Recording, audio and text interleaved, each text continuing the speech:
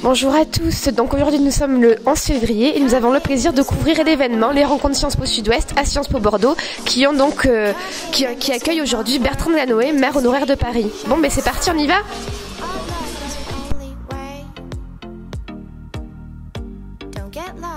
Pourquoi es-tu venu aux rencontres Sciences Po Sud-Ouest? Je suis venu parce que je trouve que Bertrand Delanoë c'est une personnalité qui est assez intéressante et assez particulière par rapport aux hommes politiques français. C'est vrai que maintenant c'est un retraité de la politique, mais justement il a ce recul-là, je pense, par rapport au monde politique et aussi à Paris. C'est intéressant, je trouve. Je suis venue parce que c'est une rencontre Sciences Po Sud-Ouest, donc c'était facile d'y aller, ça avait l'air intéressant. C'est une personnalité qui personnellement on connaît peu en réalité, je pense. Qu'attends-tu des rencontres Sciences Po Sud-Ouest et particulièrement de Bertrand Delanoë?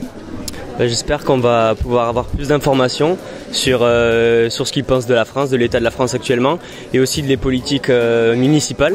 Du coup, tu attends plus de renseignements plus sur son parcours professionnel ou sur ses engagements, Concernant son parcours professionnel, je pense qu'on peut le voir sur Wikipédia ou sur Internet.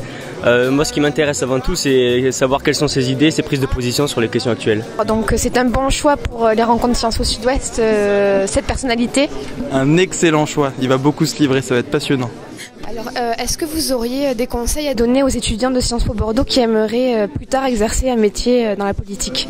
Soyez vous-même et il ne faut jamais faire de la politique sans conviction. Il y a deux choses qui, moi, toujours m'ont guidé, parfaitement, je n'ai pas tout fait bien, c'est avoir des valeurs, des convictions et avoir le sens de l'efficacité. C'est-à-dire, faire un discours juste, si vous avez une pratique médiocre, ça sert à rien. Si vous avez une pratique sans principe, c'est pas non plus la démocratie. Donc, allez-y, la France, la démocratie a besoin de vous, quelles que soient vos opinions, allez-y, donnez, mais il faut le faire avec quand même une haute idée de ce que vous avez à faire, avec de l'idéal et en même temps du sens de l'efficacité et n'hésitez pas à être généreux. D'accord, très bien. Et est-ce que pour vous, il faut penser convenablement en politique? Non, il faut penser en homme libre, mais il faut tenir compte des autres. Il ne faut pas croire qu'on est seul à avoir raison. Il faut aimer la confrontation avec les autres et il faut aimer rentrer dans une discussion et apprendre des choses qui enrichissent votre point de vue et peut-être qui le modifient. Vous avez dit que le vivre ensemble était le défi du XXIe siècle. Pourquoi? Mais parce que je pense que d'abord, la mondialisation, elle ne peut pas être qu'économique. La mondialisation, ce sont les êtres humains. Et les êtres humains, ils ont une culture, une religion, un passé, une histoire. Bon. Et il faut que tout ça tende vers l'universel. Et l'universel, ce sont des valeurs. Ce sont les droits de l'homme, c'est l'égalité femmes-hommes, c'est la place de la culture, de l'éducation, de la santé. C'est la civilisation. Moi, je n'oppose pas les civilisations. Il y a des courants différents qui font la civilisation. Mais ce qui compte, c'est la civilisation humaine.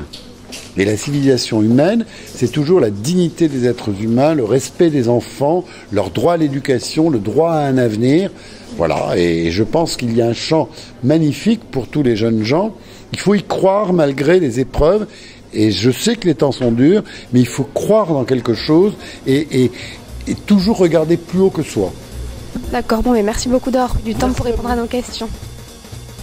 Bonsoir à tous, nous sommes en présence de Marion et de Yacine qui ont interviewé tout à l'heure Bertrand Delanoë. Alors qu'est-ce que vous avez pensé de cette intervention, de ce grand oral? Alors ça a été un moment très riche, très intéressant. Bertrand s'est livré à nous sans filtre. Il a été égal à lui-même, un homme très sympa, très gentil, qui s'est penché aussi sur des sujets polémiques. Donc je pense que ça a été plaisant à la fois pour nous qui étions là pour le questionner et aussi pour les gens qui étaient dans la salle et qui assistaient à ça. Quelqu'un d'entier, donc voilà, beau moment. Et toi Marion, qu'as-tu pensé? Oui, je pense que c'était pas mal parce qu'il était très accessible, il a répondu à toutes nos questions et même les questions polémiques qui pouvaient à l'origine essayer de contourner comme la déchéance de nationalité, les primaires à gauche. Donc du coup c'était plutôt positif. Merci beaucoup à vous deux. Très bonne soirée.